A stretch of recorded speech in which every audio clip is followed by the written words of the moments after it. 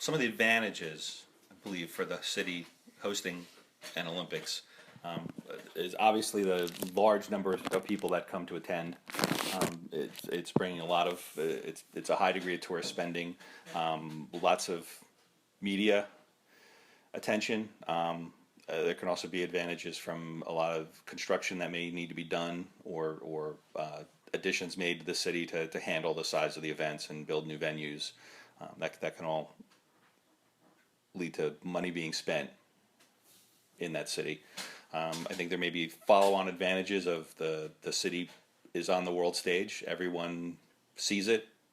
Any side stories that are done in the media about other things that are in the city or about the city and things to do and see and places to go may improve tourism for the city that is not to do with the Olympics. That'll be after the Olympics and following on from that.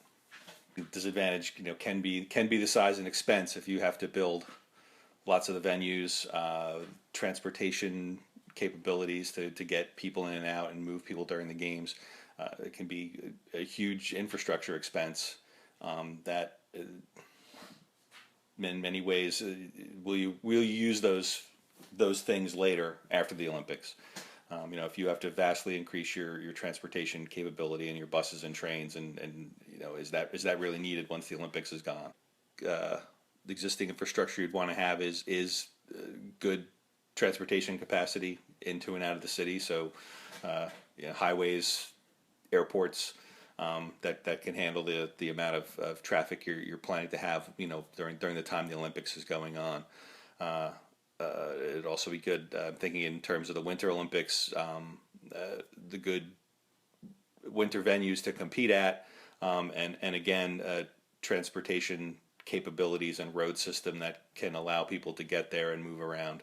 And I think probably a big one also is going to be: do you have enough hotel space and space for people to come and be at the Olympics?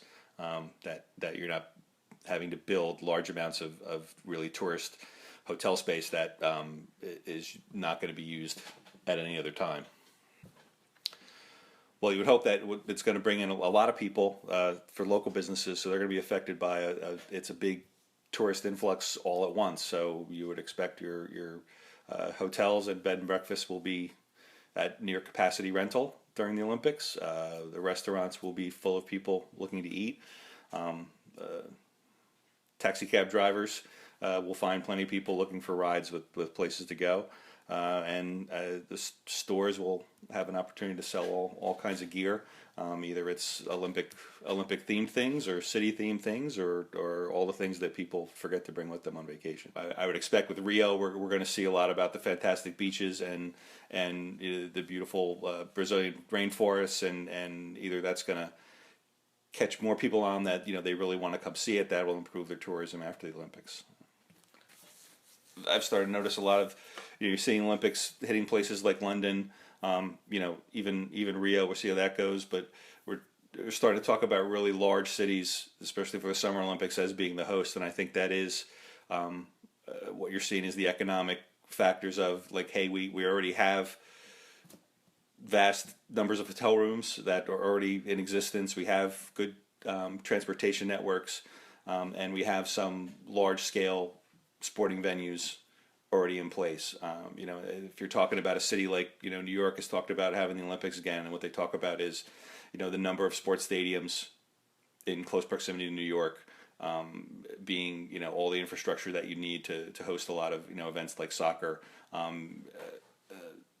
Just having that multiple international airports within a short drive of the city, that might make it possible.